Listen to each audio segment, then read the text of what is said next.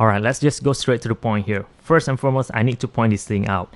This is another variation of a GA-2000 series, starting with the first release, the basics, rounder version, simpler looking ones, and then Casio upgrade that watch to the GA-2200, recently known as the Gshock, much more boxiness to it. And then there's this one, a boxiest out of the three, GA-2200 series watch.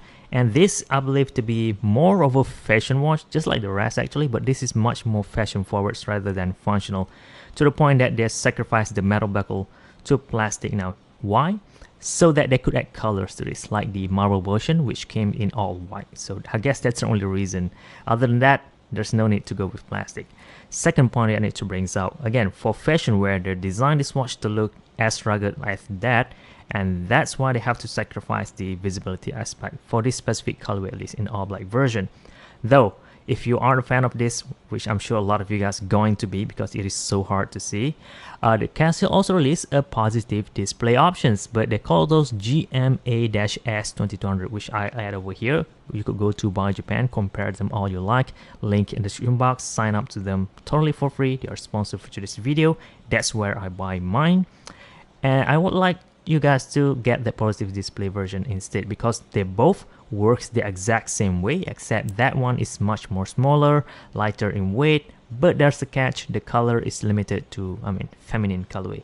If you want something that is much more bolder, Gshock is the only way to go, but then again, the visibility only came in negative, so there's that. That's gonna be a problem, of course. Alright, then let's go to other good thing. I would say kinda good, not sure, you guys could decide that.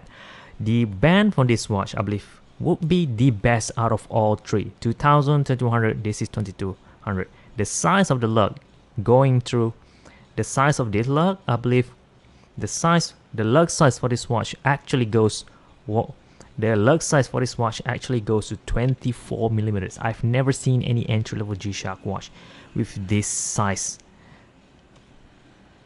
The lug size for this watch goes to a whopping of 24. The lug size for this watch is so big.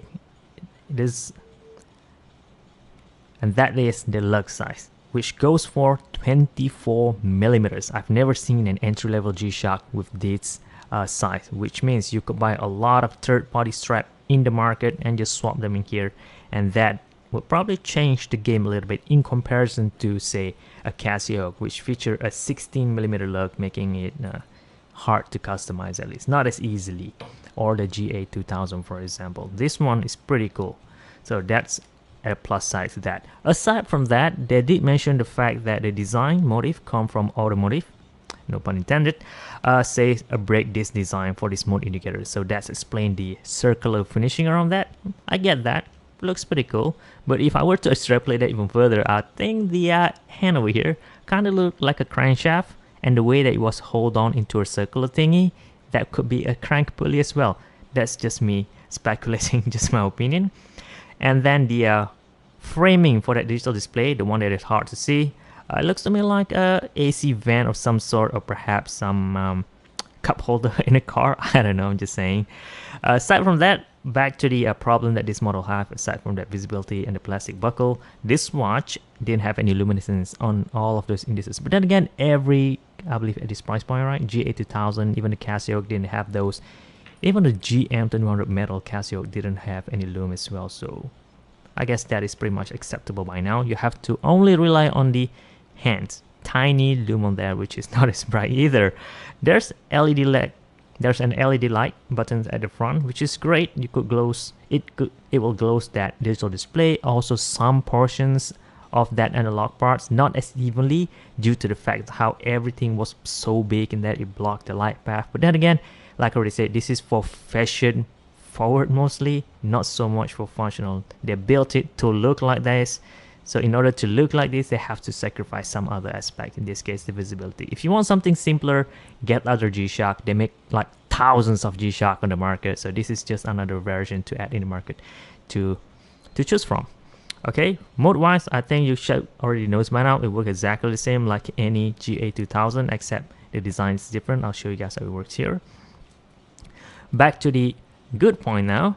The button is great. It is so big, just like the GA-2000 I think, except this one has a bit more indentation in there. The texture is slightly different. It is square now, grid pattern, which is cool, easy to see, easy to operate. But if you could see what you are operating, so keep that in mind as well. Other feature that I need to point out, it has the hand retraction function by pressing this light button twice, and then if you press this reset button at home time, you could perform a time swap, which is pretty cool, between the world time and your home time keeping. So there's that. Okay, now go back out here. One other thing that I need to point out, which is kinda cool, not as that cool, but kinda cool, is that this 6 screws at the top, which sort of like screws the lock wheel of a car. I think looks kind of cool, right?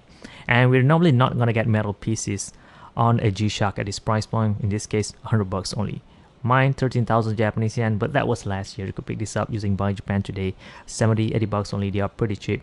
Link in the description box. Thanks to them for sponsoring this video. As always, sign up and you'll get 1,000 yen discount upon your first order as well. So there's a lot of coupon going on right now. I highly recommend you to go to Buyee Japan. I mean, Gshock 40th anniversary is incoming. Get those instead of this one. Entirely up to you guys. I just picked the all black options just to try it out. I kind of like how the weight distribution of this band goes on my wrist. This is, I believe, the only reason why I'm gonna be wearing this as a daily driver. Though I wear Master of G most of the time, but when I'm not planning on scratching this, that is when this watch comes in. I really love how it feels on my wrist. It feels like a Master of G despite being so tiny, not as functional as a Master of G, but the way that this thick band is heavy, I believe a third of the weight goes to the band. That really changed the entire game in comparison to this, or even the GA-2200. This feels much better on wrist. I really highly recommend you to try it out if you can. If you're on the fence, the watch band is the king here, so don't change to any third-party watch band. Use the original one. It is so much better. All right, I think that will summarize everything. Thank you very much for watching. Let me know, what do you think about the watch? Will you get them? Will you not? Hey, entirely up to you.